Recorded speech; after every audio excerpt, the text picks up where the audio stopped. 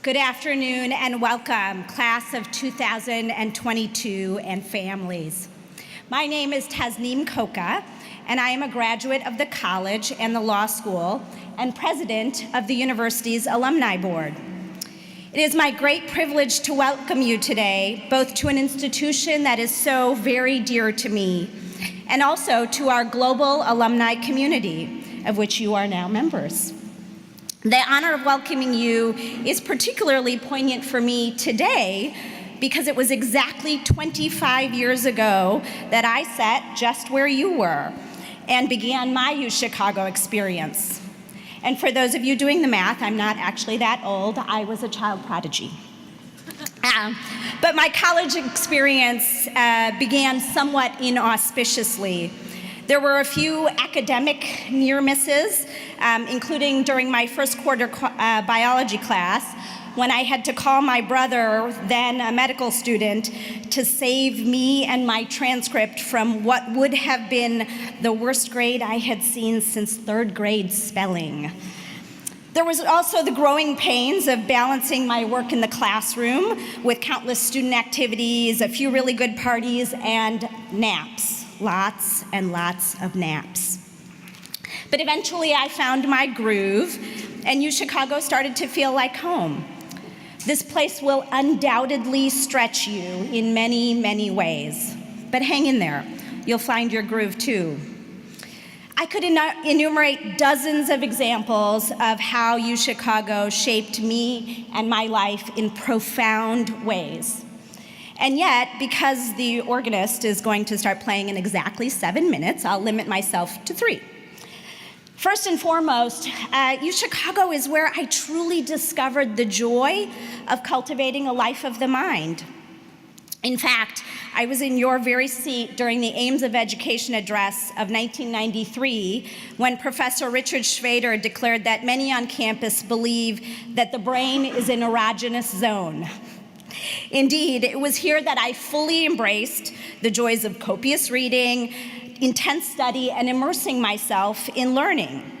I was a Regenstein girl, and the Reg became my second home for most of my 4 years in the college. I thought I had worked hard before then, but I had never studied like that before. Late nights in the Reg notwithstanding, the most important lesson, though, about the life of the mind that I learned here is the great joy of learning with and from others. The campus, in its classrooms, its dining halls, its coffee shops, is where I learned the value of spirited and respectful debate, the power of exchanging ideas, and the potential in creating knowledge and understanding collectively. You see, there's lots of smart people in the world, and yet the most impactful ideas and actions are born from collaboration and co-creation.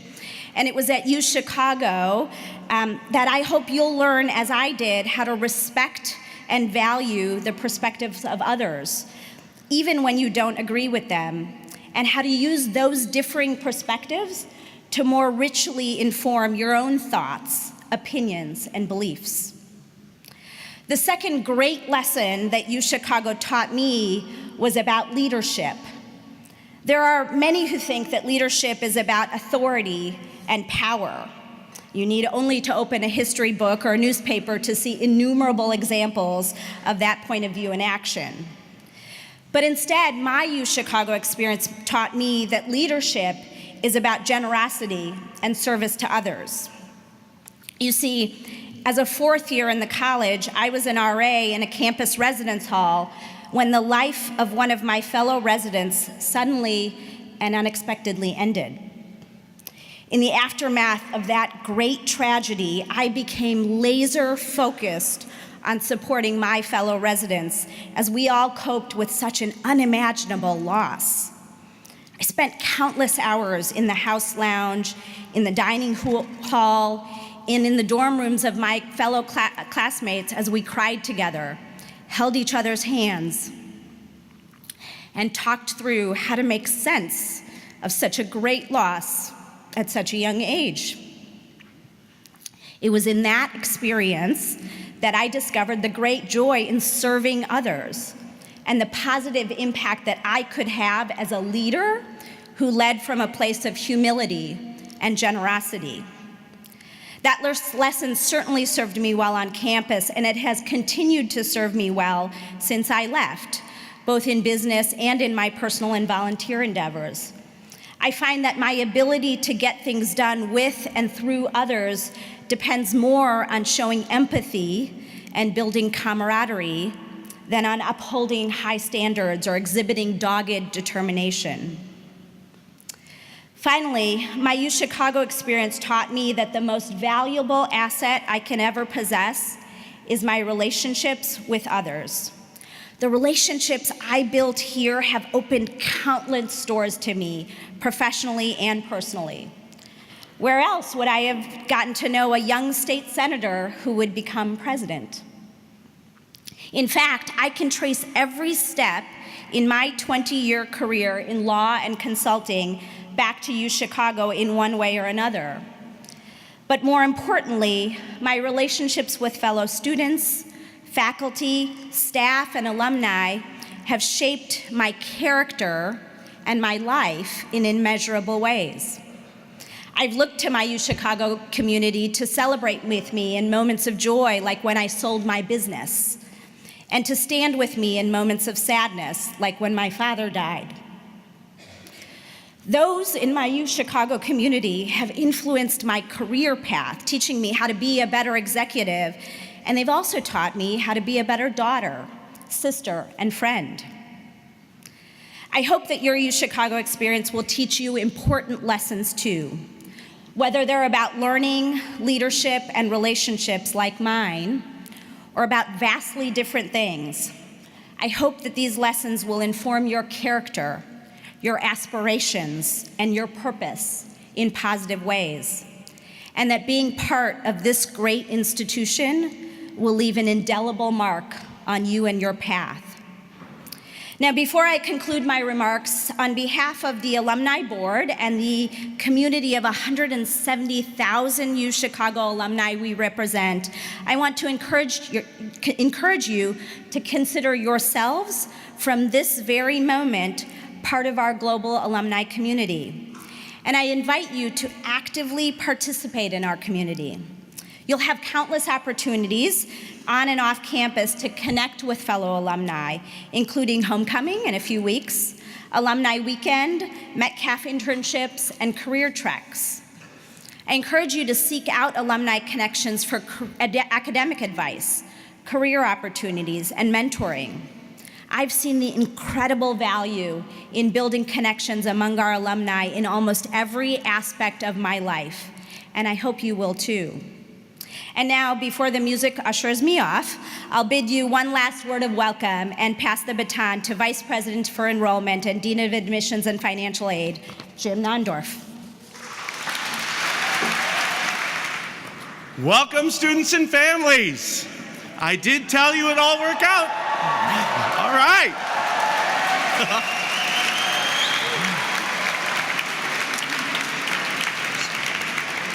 Well, congratulations. Get excited for an incredible 4 years. Now, I know I shouldn't say this, but you're the best class I've ever admitted. That's the way it is.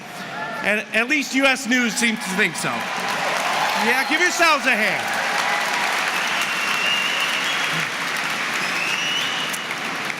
Now, given your past accomplishments and future aspirations, I am certain you will make incredible contributions to our campus and very soon to the whole world.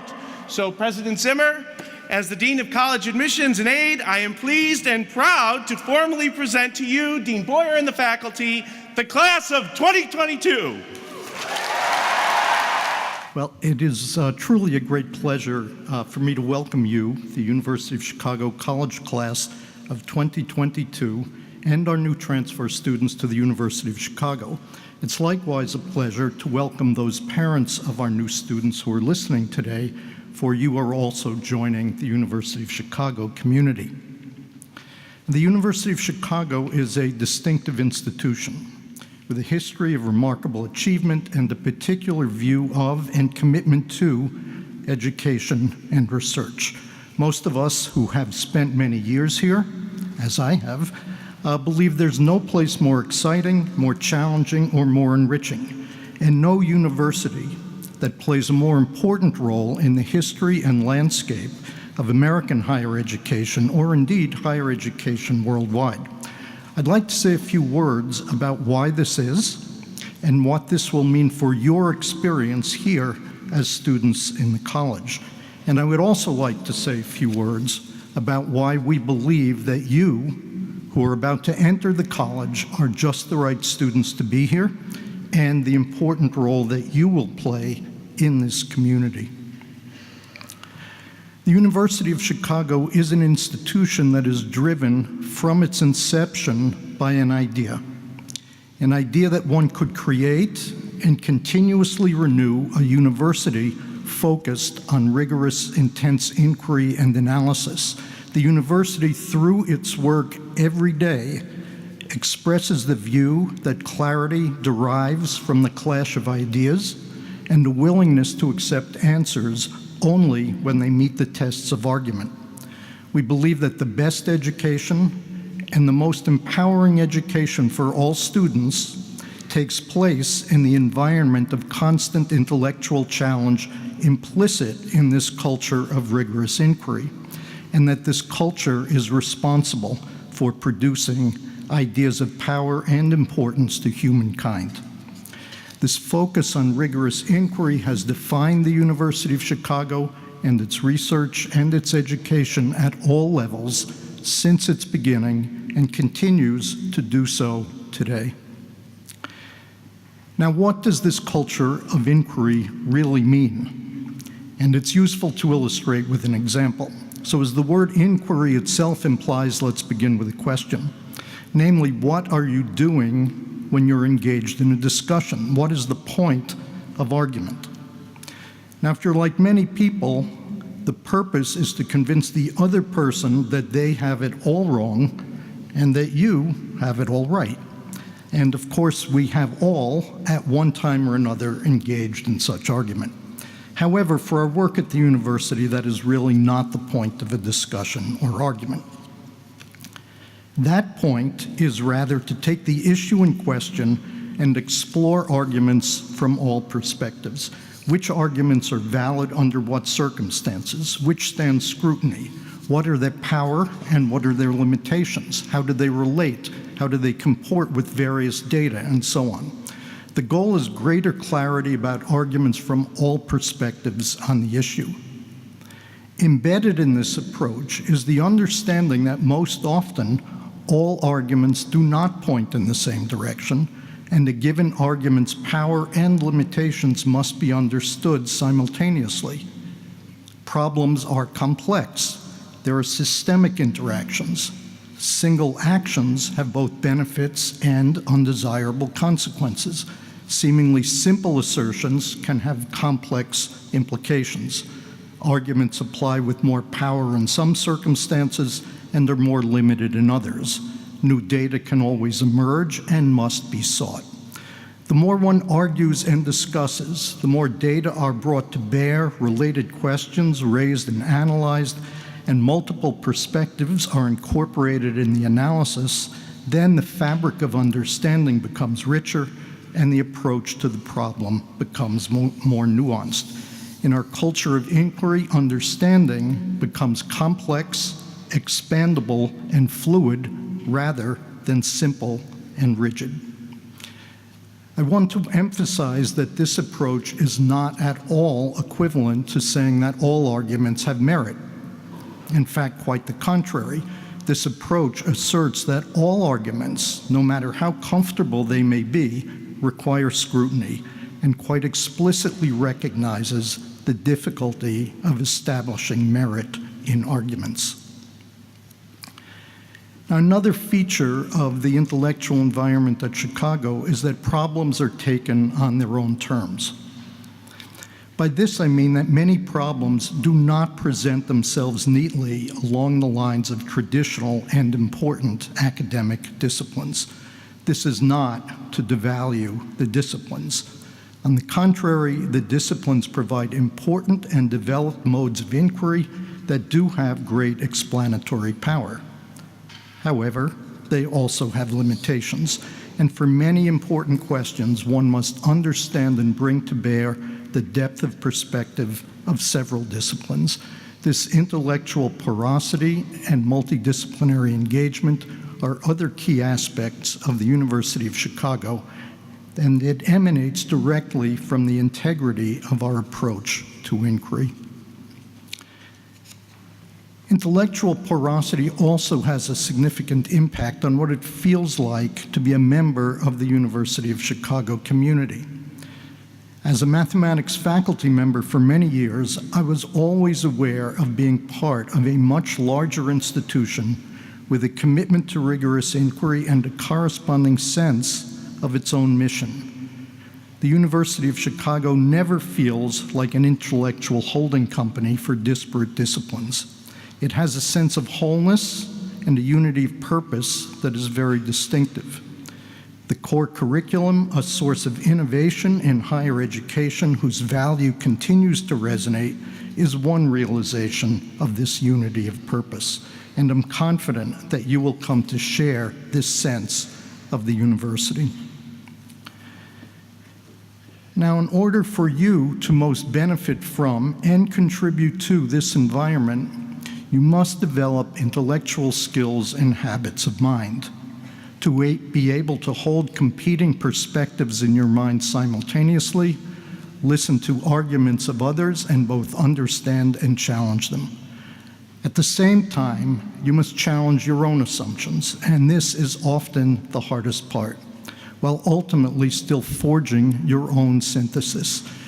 It is a level of thought and analysis that leaves the simple who is right and who is wrong far behind. Here at the university, you will find that an argument must stand on its own and that it will not hold up to scrutiny simply because it is common or popular.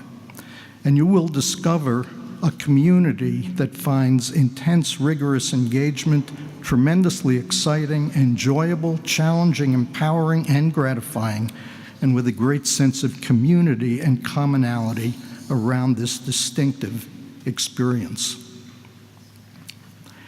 Entering this community, meeting so many new people and engaging new challenges, as you now are, is exciting, but it can also be a bit intimidating. You'll find yourself needing to take some risks, engaging in conversation and debate, and being open-minded to what others are saying.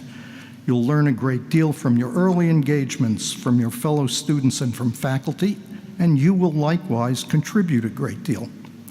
It may not all come together immediately or easily, but this exploration and experimentation will be part of the learning process. And I know that you will soon find your footing and discover that you can, in fact, do this extraordinarily well.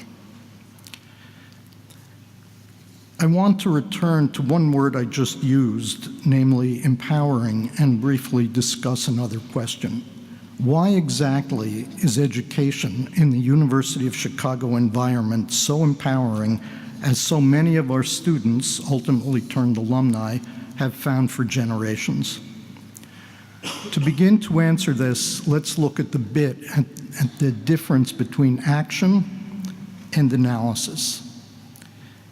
Action has an either-or quality about it. Taking action can lead to intended benefits and a desired end, but sometimes to undesirable consequences as well. What would be the best approach to taking such action? With the simple and comfortable belief that one is right and it is all for the best?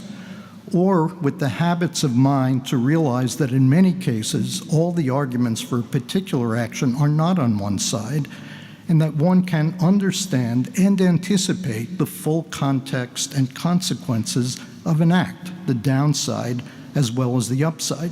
What the analytic culture of inquiry at Chicago provides is a lifelong set of skills and approach to the world that eschews simplicity and comfort in favor of analysis, inquiry, and the recognition of complexity.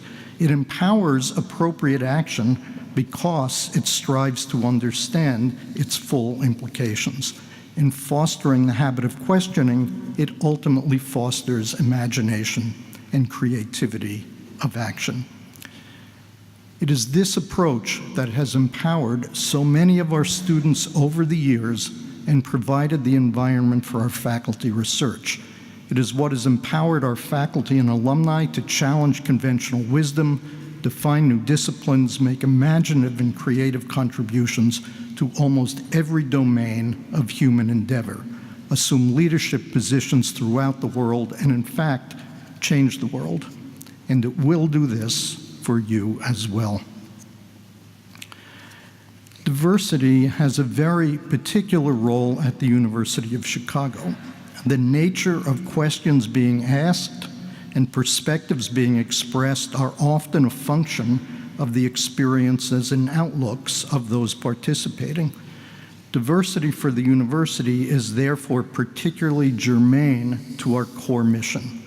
So we must ensure that our scholarly and education community is comprised of a rich mix of individuals who, through their own distinctive viewpoints, contribute to the intellectually challenging culture of the university. Our history reflects this openness. The university has, unlike many of our peer institutions, always been open to women as well as men. The first doctorate earned by a black woman in the United States was awarded in 1921 at the University of Chicago. We were among the first major non-historically black universities to tenure a black faculty member. Contributions by Asian American scholars in the 1920s were essential to the university's landmark research in sociology.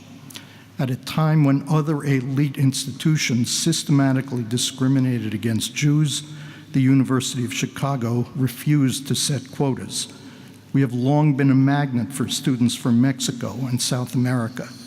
Our Odyssey and No Barriers programs and other financial aid programs are designed to ensure that we remain accessible and attractive to outstanding, talented students from low and moderate income families, and that these students have the capacity to take full advantage of their time at the University of Chicago.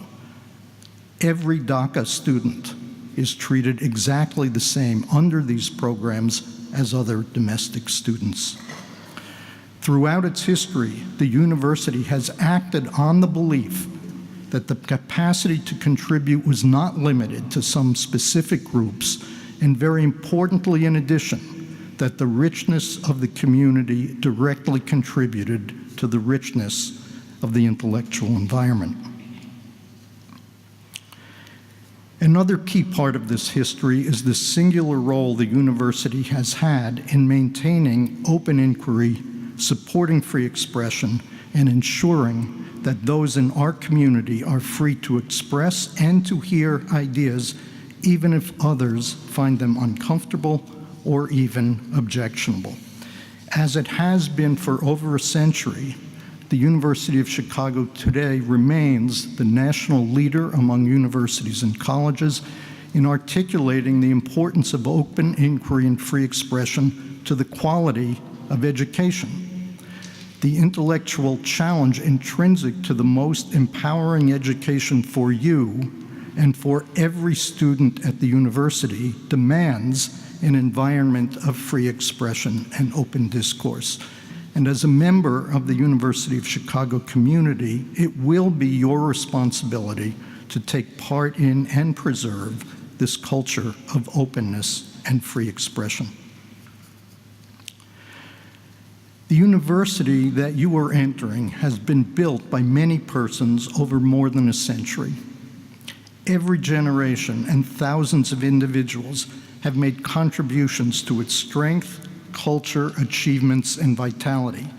Each of us at the university today, faculty, students, administrators, and staff, are the beneficiaries of those who came before us and who gave to the university through their work, their commitment, their financial contributions, and their advocacy.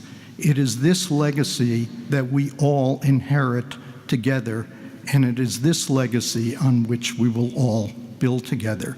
You will contribute to this legacy through your own work in the college. When you reassemble in 4 years' time to celebrate the completion of your studies at senior class day, and through your continued engagement with the university after you graduate. You are, right now, becoming part of the continuum of the history of this institution. So this is something about the university, and now what about you, our students entering the college this fall? You have come from all over the world with a wide variety of backgrounds, interests, and ambitions. But most importantly, you have convinced us that you are exactly the right students who can most contribute to and most benefit from the culture I have described. You have convinced us by the work you have done, the presentation you have made of your abilities, interests, and outlook, the recommendations of those who know you well, and your demonstrated commitment that you will be wonderful and full members of the University of Chicago community and all that it entails. And it is for all these reasons that the University of Chicago and all that it represents has chosen to invest in you. The university community that you join is comprised of your fellow students in the college and beyond the college, the university's faculty, administrators, and staff, our trustees, alumni, and committed friends, our students and alumni parents, and those who have been here before as faculty and administrators. And it will soon include those who will come after you. It is a community of enormous energy, excitement, challenge, and enjoyment in ongoing mutual learning. While you are, of course, focused on the next 4 years, you are entering a community that you will be part of for many years to come. Now, before closing, I want to say a few words to the parents who are listening. Having been through this myself personally 3 times, I know that sending one's children off to college is not a simple act. It is exciting, although a bit anxiety-provoking. It is an act of significant financial commitment. It is also an act of trust. Trust in your children, that they will take advantage of the extraordinary opportunities that college affords them. Trust in yourselves, that you have done your job to this point as parents and can watch and hopefully enjoy your children's growth in this next phase of life. And of course, trust in the institution that they attend. You are entrusting us at the University of Chicago with the education of your children, now our students. And I know that for most of you, there is nothing more important. And likewise for us at the University of Chicago, there is nothing more important.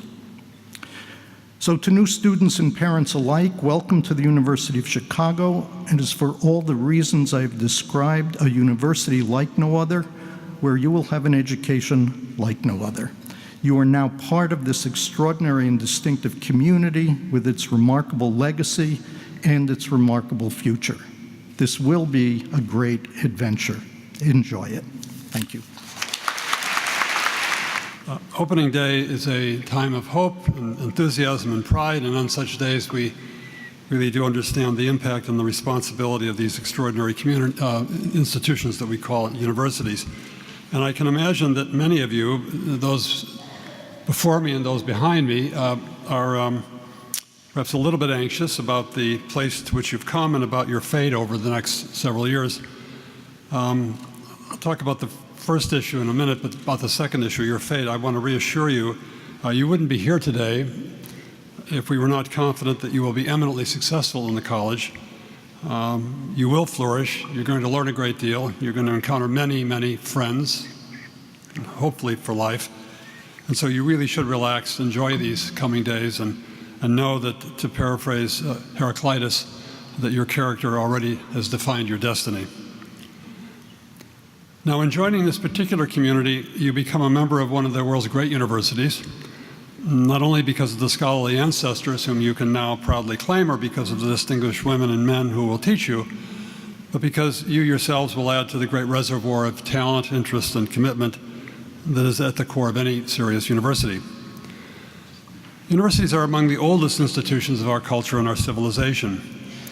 They date from the 12th century in Europe, where students and teachers gathered in what were called cathedral schools to pursue common interest in learning, with new matriculants seeking out and getting to know, as the late medieval Manuala Scholarium put it in 1481, to get to know professors and more senior students who were, quote, good and keen and have individual ideas, end quote. And over the course of the centuries, the great universities in Europe and then in America and elsewhere have been sources of great social and cultural continuity, but also radical intellectual and scientific change. Our university, your university, emerged from such a conjuncture of continuity and change, and its history reveals a remarkable interweaving of competing ideals. The University of Chicago was one of the first modern research universities in America, which meant that it was an institution devoted, above all, to a professional scientific ethic and to the rigorous competitive and meritocratic standards of the new national scholarly community that emerged in the United States after 1880. But if it was a new university for scientific purposes, it was created in 1890 at a time when the failure of a Baptist college of the same name, which went bankrupt in 1886, was still fresh in the minds of the civic and denominational leaders of the city. The financial bankruptcy of the first University of Chicago, because there was one that was founded in the 1850s that went bankrupt in the 1880s, this financial bankruptcy generated immense shame among the local Baptist leaders in Chicago, and they immediately launched an appeal for a new and more solid enterprise. A young scholar of Hebrew linguistics and then professor at Yale University, William Rainey Harper, was the man whom they thought capable of providing the new foundation with the kind of leadership that would secure its future. It took another 3 years of intense appeals to the oil magnate and philanthropist John D. Rockefeller, after whom this chapel is named. But in the end, Harper agreed to become president of a new University of Chicago when Rockefeller promised a cornerstone gift of $600,000 to get the place started. And Rockefeller promised the gift while emphatically hoping that Harper would agree to become president. And the university soon became what the city of Chicago had already become, by which I mean that if the city of Chicago had remained a modest frontier town, today's University of Chicago might have remained a small institution with its roots in the pioneer Protestant and denominational past, begun as a church foundation at about the same time of the founding of the town. But in its second existence, the University of Chicago was very different. To match the city's growing economic and political reach, remember that by 1900, Chicago was the fifth largest city in the world, To match the city's growing economic and social reach, the collegiate ideal appropriate for a small-town college was overtaken by the larger scale and more explicitly worldly enterprise of the research university. And the men and the women who founded the new University of Chicago were profoundly dedicated to a rigorous teaching mission and a program of public enlightenment for the citizens of the city. Harper conceived of a university that would include an undergraduate college open to both women and men, a preparatory school for that college, we call it the laboratory school, an extension division for adult education, a university press publishing both scholarly books and learned journals, and a graduate school modeled on the great research universities of Germany, which at that time were the kind of standard-setting institutions in the world in terms of higher education. Harper staffed his new university with a faculty of 120 eminent scholars, many of whom had studied at leading German research universities.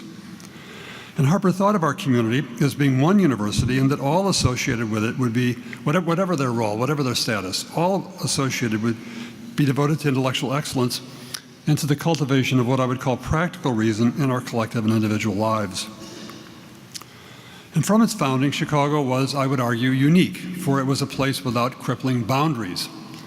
Of course, the university came to have organizational units and departments, schools, and it even had a territory defined by street grids. But these were secondary to its primary mission. For the original impulse of the university was to constitute a community of research and teaching in which all members were committed to the passions of reason. Harper's driving ambition was to create a research university in which collegiate education, undergraduate education, would be integrated with the work of scholarship and research. He not only wanted an institution doing what he called real university work, but he wanted that real university work to be infused with what he called the university spirit. And he meant by this that the place should be fiercely devoted to the generation of new knowledge, But he also believed that the undergraduates should share fully in the deliberations of that spirit, and that they then should use their educations to transform and improve the public welfare. Research was salutary not only to advance new knowledge, but also to demonstrate the creativity of the faculty and, importantly, to mobilize the university to enrich society. Indeed, Harper saw our university as a sacred place, and that searching for truth was joined with the spirit of a benevolent providence. He viewed our community as an engine to do good in the world, and he believed that America needed democratic prophets who would proclaim its righteousness, democratic priests who would ensure its collective cooperation and loyalty, and democratic philosophers who would help guide our people in their political and social self-understandings. And the modern university was well suited to play all of these three roles via its commitment to truth-telling, to reasoned dialogue, and to the ethos of disciplined inquiry. Now, these foundational values, which were extremely important in kind of setting the kind of Geist, the DNA of the place from day one, these foundational values were further elaborated, but also significantly modified in the 1930s in a second great moment in the university's history during the presidency of Robert Maynard Hutchins. In contrast to the optimism and self-confidence of Harper's Gilded Age, the Gilded Age before 1914 was one of enormous wealth and enormous optimism. In contrast to then, the faculty now in the 1930s faced a world marked by economic and social crisis, by the fear of the giant isms, socialism, communism, collectivism, fascism, totalitarianism, and by the need to defend individual autonomy and freedom against ideological bias and prejudice. And influential faculty leaders began to call for a more systematic and rigorous approach to liberal education that would reinforce the university's own intense academic mission. As a prominent economist, Leon C. Marshall, put it at the time, our standards should be those of an educational powerhouse and not those of an educational cafeteria. Finally, in 1930-31, a group of colleagues at Chicago revolutionized the world of American higher education by creating Chicago's first core curriculum. Officially designated as the New Plan, this curriculum was a bold attempt to synthesize broad fields of knowledge, including the natural sciences, as well as the humanities and the social sciences, in an explicitly interdisciplinary framework of general education for first and second year students in the college. If the university embraced the allure of modern research, scientific research as its fundamental mission in the 1890s, it now understood, or at least understood more fully, the value of general education in the liberal arts as a second correlative mission in the 1930s. Rather than training fixed persons for fixed duties with incantations of past dogmas, however pleasing and romantic, the founders of the core in the 1930s believed that it was the obligation of the modern university to educate flexible minds who would then welcome intellectual exploration and see through the allures and the temptations of those rigid doctrinal systems, the isms, that were awash in the world of the 1930s. For example, the first year-long social science core course, you're all going to take a social science core course. Well, the first one, created in Chicago in 1931, was launched in the midst of the vast displacements of the Great Depression, with both teachers and students alike confronting the collapse or the near collapse of liberal societies in Europe and America. This course was ostensibly about the origins and development of modern industrial society, but it raised profound issues about the fate of individualism and personal freedom in the face of the challenges that communism on the one side and fascism on the other presented to European liberal and American democratic societies. Yet the course's very lack of a single overarching theme or interpretive standpoint was quite deliberate.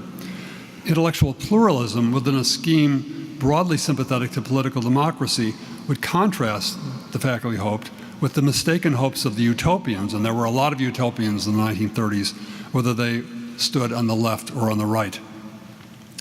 And this core, as the current core, was more than simply a new curriculum. It was a sign of new times, born in an historical moment of profound but fruitful crisis. It was the progeny of a great university because it assumed that scholarly professionalism should inform the teaching of general education. But in insisting that students should begin with general rather than specialized knowledge, and that the first 2 years of the college should be devoted to broad, conceptual, exploratory, and developmental purposes, this curriculum also created fascinating opportunities for our students in their second and final 2 years, our juniors and our seniors, to engage the vast specialized resources of our graduate and professional programs. This 2+2, the logic of your college is based upon a curriculum that is in two parts, 2 years and 2 years, 2+2. This 2+2 curricular model fundamentally shaped the subsequent history of the college by opening up significant opportunities for our students in their 3rd and 4th years to study with distinguished faculty, not only in the arts and science graduate departments, but also in our many distinguished professional schools. And in authorizing our advanced students to study across the university, the college enriched the oneness of the faculty, given that in teaching the undergraduates, faculty came to enjoy a separate university-wide appointment, not restricted to their specific department or school. The college's curriculum after 1930 thus had a powerful leavening effect in reinforcing the unity of the university to which Harper originally aspired. Now, the new plan was our first core curriculum, and our current curriculum, your core curriculum, owes much to the spirit and practices of that plan. In contrast to other attempts at general education before World War II, the core at Chicago had no political agenda then, just as it has none now. Robert Hutchins once rightly said of our university that, quote, "It has never had any axe to grind, and it has refused to be a grindstone for anybody else," unquote. In our time, also a moment of striking social and economic upheaval, the skills and scholarly habits instilled by the core are essential in a new way.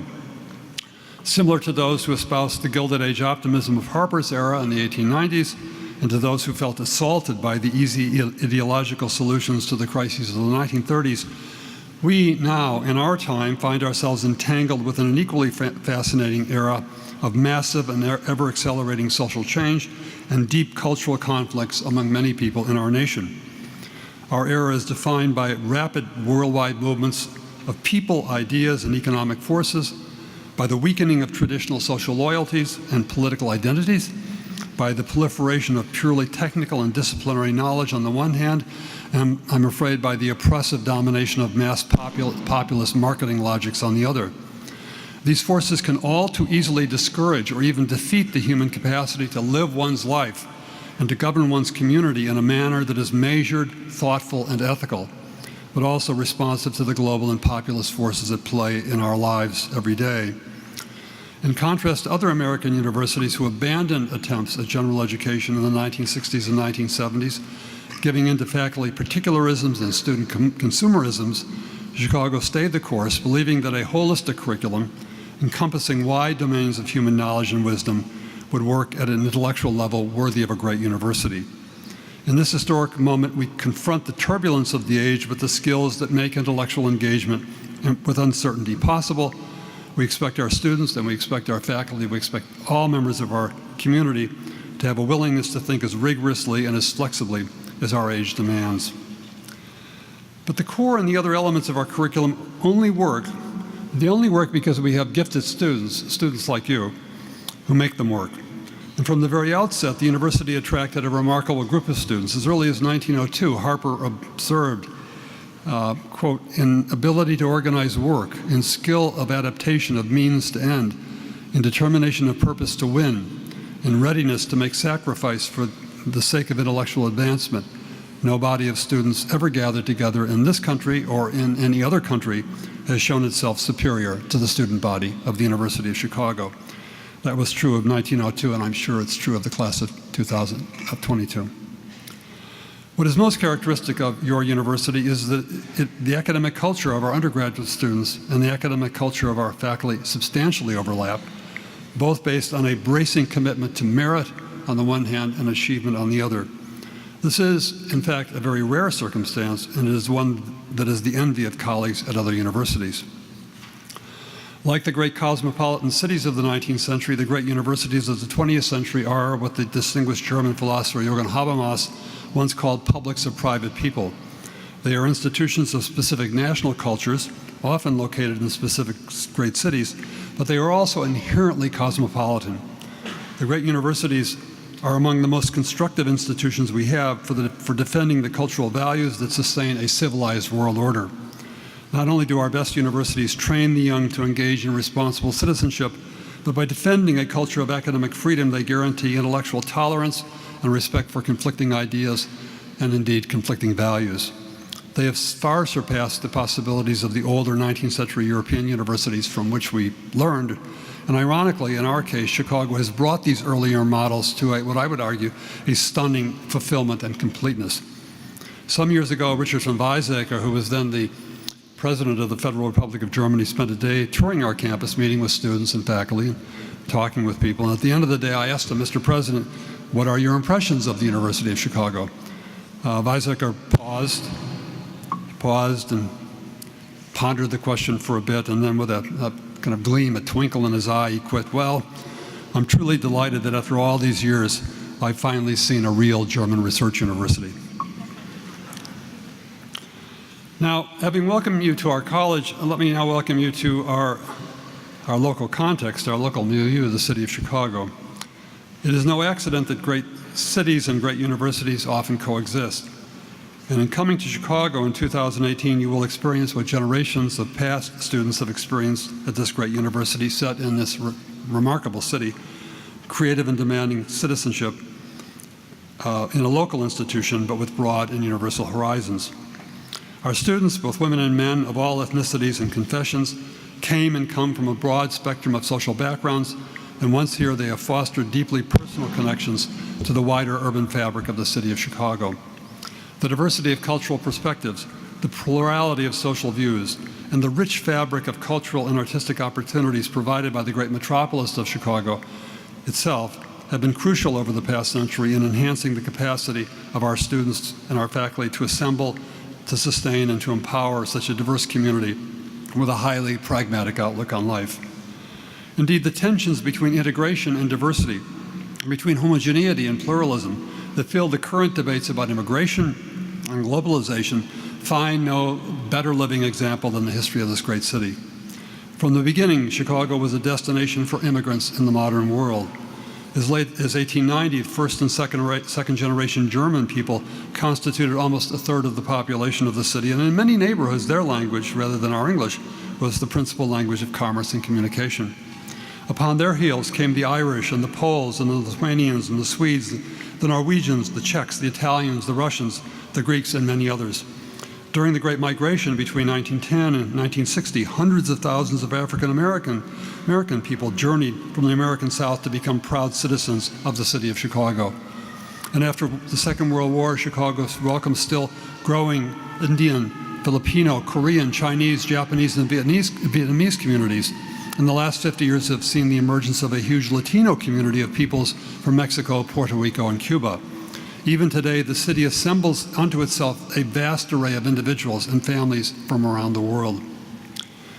Chicago began as a frontier trading post in the 1830s, but it had become, by 1900, a global crossroads, as I mentioned before, the fifth largest city in the world. And the history of our university reflects that development. The enormous population growth of Chicago in the later 19th century was accompanied by the assemblage of great wealth, and after 1880 by the emergence of civic and economic elites determined to provide the city with cultural institutions appropriate to a world city. This American progressive faith in science and the conviction that the organization of knowledge might guarantee the progress of society made civic leaders in Chicago equally interested in higher education. And the founding of your university is thus an integral part of those final decades of the 19th century when the civic leaders of Chicago had attained a critical mass of self-confidence and self-esteem necessary to associate public virtue with the fortuitous combination of scientific knowledge and philanthropic wealth. Your university thus owes much of its character and its financial support to your new hometown. Chicago is a wonderful place. It's an amazing city with a history that has both defined and often defied its own fate. A city that is a metaphor for American civilization in the 20th century. It is not simply that this is a city with a rich and colorful political history that detests losers, and that, as one local political wag once put it to a would-be reformer, it doesn't want nobody that nobody sent. It's also a city whose confluence of cultures and ethnicities, languages and religious values, sited far from the distractions or the illusions of either ocean coast, on the boundary line of the great American West, has given the city a personality of its own, great resilience and determination, pragmatic impatience with what was accomplished yesterday, and yet a true tolerance for diversity and difference. Many years ago, the great Chicago novelist Nelson Algren called Chicago a big shot town, a small shot town, a jet-propelled old-fashioned town built by old world hands with new world tools. And even today, to see the many tall and luminous skyscrapers of the central city at dusk as the sun sets across beyond the shores of Lake Michigan is to know that those hands and those tools have built a city like no other in our time. Now finally, a word of congratulations to the parents present in the Harper Quads this afternoon. My wife Barbara and I have seen 3 children go to college and graduate. We've also experienced the joy that comes to all parents to see their children mature, grow at a university, and in due time empty their dorm rooms and receive their diplomas. That will be you in 4 years. Uwe Omer, who is a wonderful contemporary photographer and the author of a fine book called The Family Album of the Planet Earth, once observed that about his encounters with the thousands of families whom he met around the world. He said that, "I've learned that there's one thing that every family in the world shares, the hope of parents to be able to give their children a better education than what they themselves had." Now realistically, of course, none of the parents can give our children an education. Only you can do that. Only you can give it to yourselves. But you parents have made it possible for your children to give themselves the best possible education. The process of going to college is a complicated one for all parents, you as well as me. We do our best to advise our high school seniors about the selection of colleges, and then we live through those very anxiety-filled months waiting for the famous thick envelopes. I guess nowadays they're thick email messages, right? That our colleagues in admissions send out to a very select few. And at the end of this complex human journey, we end up sitting in a beautiful neo-Gothic cathedral or neo-Gothic quadrangles, much like that experienced by the students of the 12th century European cathedral schools. We end up sitting here saying goodbye. On such an occasion, parents are filled with enormous pride, and yet also with sadness about the passing of generations and of time itself. Time is a cunning thing. It is an inescapable thing. It has its own reasons, it has its own logic, and it brings changes that often enrich and yet never fail to complicate our lives. That your daughters and sons are here today is their doing, for it was they who worked hard in high school, and it was they who used their talents in ways that merited them the opportunity, I would call it the privilege, to attend one of the great universities of the world. Your children will certainly flourish in the college, and I have no doubt that 3 years from now, plus 9 months, President Zimmer, Dean Nondorf, and I will see all of you back on the quadrangles full of admiration for your sons and daughters' accomplishments and success, and having even greater love, if such is possible, for their generosity and their humanity. But they would not be here today without your help, without your encouragement, without your financial sacrifices, and above all, without your love. And so as the dorm rooms are put in order, and as the time comes to say goodbye, but of course goodbye only until family weekend in late October, I speak for all of our students. I speak for all of our students as I speak for myself and for my faculty colleagues when I tell you that we are enormously grateful for your conviction that higher education matters and that it is extremely valuable to the lives of our children, and indeed it is extremely valuable to the life of our nation. Now it is our venerable custom that we must divide. After the motet choir sings the alma mater, I ask the students of the class of 2022 to proceed to your class photograph, after which you will return to your residence halls and have a splendid dinner with your fellow class members. And it gives me a very special pleasure to invite the parents and other relatives and friends of the class of 2022 to join President Zimmer and the other members of the college alumni, faculty, and administration for a reception in Hutchinson Courtyard. May we all have an exciting year and a stimulating year, one filled, as our medieval ancestor wrote in 1481, with good and keen teachers and students filled with a rich treasury of individual ideas. Thank you very much.